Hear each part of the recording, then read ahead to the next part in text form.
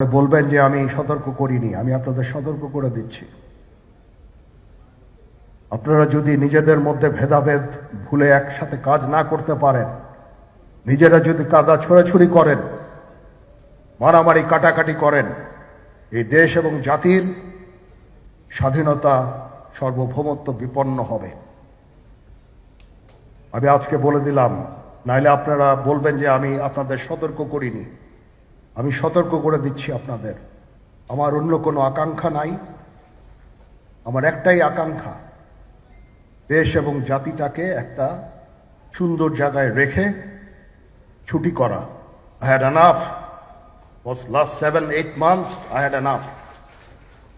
আমি চাই দেশ এবং জাতিকে একটা সুন্দর জায়গায় রেখে আমরা সেনানিবাসে ফেরত আসবো। আরেকটা জরুরি বিষয় যেটা আমি ভাবলাম যে আপনাদের সাথে আমি শেয়ার করি। দেশের এই আইন শৃঙ্খলা পরিস্থিতি খারাপের পিছনে কিছু কারণ আছে। প্রথম কারণটা হচ্ছে যে আমরা নিজেরা হানাহানির মধ্যে ব্যস্ত, একজন আরেকজনের বিরুদ্ধে বিষোদ্গারে ব্যস্ত। এটা একটা চমৎকার সুযোগ অপরাধীদের জন্য। যেহেতু আমরা একটা অরাজক পরিস্থিতির মধ্যে বিরাজ করছি, তারা খুব ভালোভাবেই জানে যে এই সময়ে যদি এই সমস্ত অপরাধ করা যায় তাহলে এখান থেকে পরিত্রাণ পাওয়া সম্ভব। সেই কারণে এই অপরাধগুলো হচ্ছে। আমরা যদি সংগঠিত থাকি, একত্রিত থাকি, তাহলে অবশ্যই এটা সম্মিলিতভাবে মোকাবেলা করা সম্ভব হবে। Police, RAB, BGB, DGFI, NSI এগুলো দেশের জন্য অত্যন্ত গুরুত্বপূর্ণ কাজ করেছে অতীতে। খারাপ কাজের সাথে অসংখ্য ভালো কাজ করেছে। আজকে যে দেশের স্থিতিশীলতা, দেশটাকে যে এত বছর স্থিতিশীল রাখা হয়েছে, এটার কারণ হচ্ছে এই সশস্ত্র বাহিনীর বহু সেনা সদস্য, সিভিলিয়ান সবাই মিলে এই অর্গানাইজেশনগুলোকে, অসামরিক সামরিক সবাই মিলে এই অর্গানাইজেশনগুলোকে এফেক্টিভ রেখেছে। সেই জন্য আজকে সুন্দর, এতদিন ধরে আমরা একটা সুন্দর পরিবেশ পেয়েছি।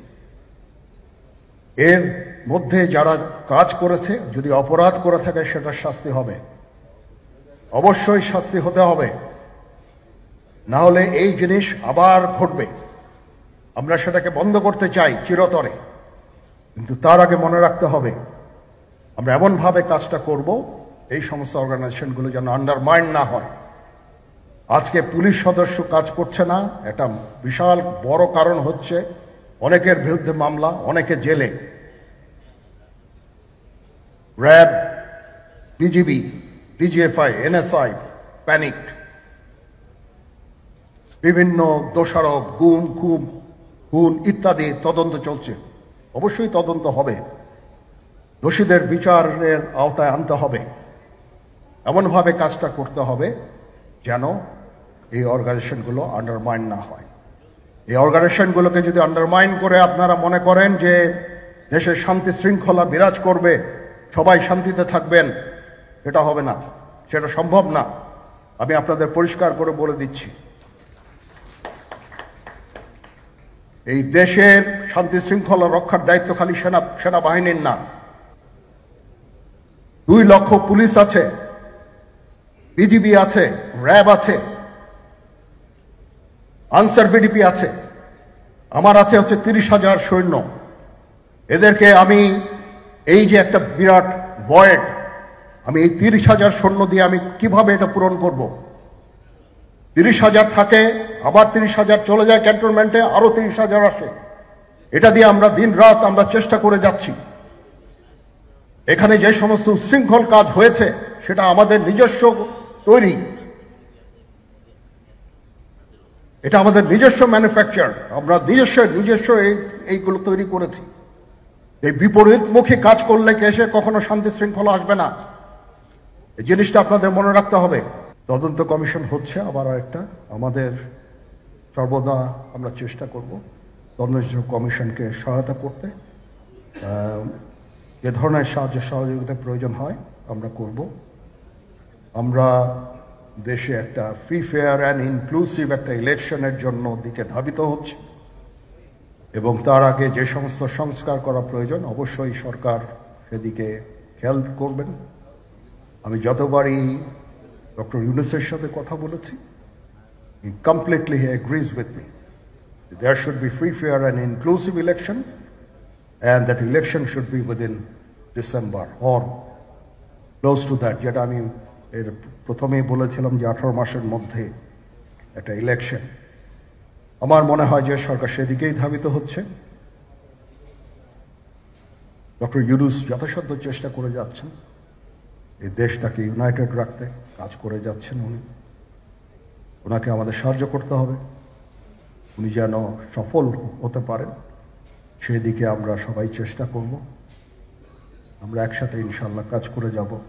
আসেন আমরা নিজেদের মধ্যে মারামারি কাটাকাটি না করে আমরা ইউনাইট আওয়ারসেলস, দেশ জাতি যেন একসাথে থাকতে পারি সেদিকে আমাদের কাজ করতে হবে।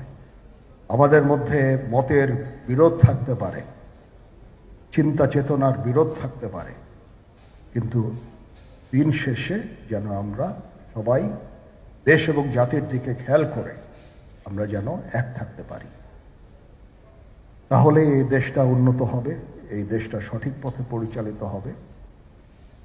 না হলে আমরা আরো সমস্যার মধ্যে পড়তে যাব। বিশ্বাস করেন, we don't want to head, ওইদিকে আমরা যেতে চাই না।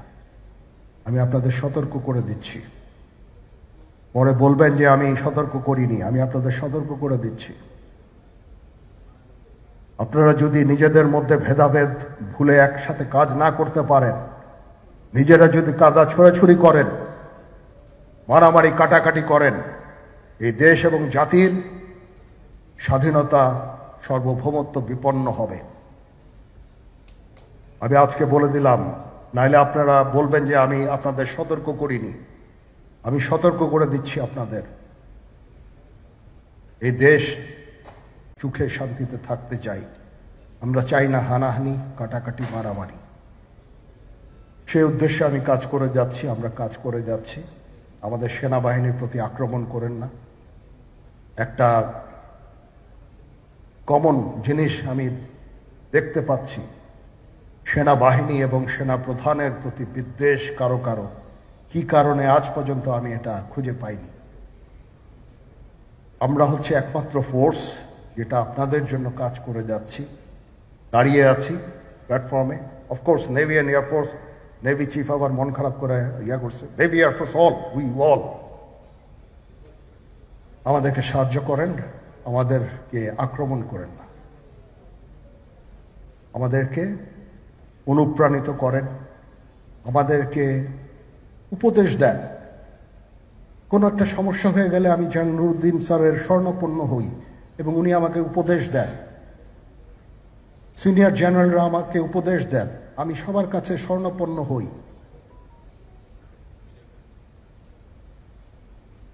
আমাদের প্রতি আক্রমণ করেন না, উপদেশ দেন। আমরা অবশ্যই ভালো উপদেশ গ্রহণ করব। আমরা একসাথে থাকতে চাই এবং দেশ এবং জাতিকে এগিয়ে নিয়ে যেতে চাই।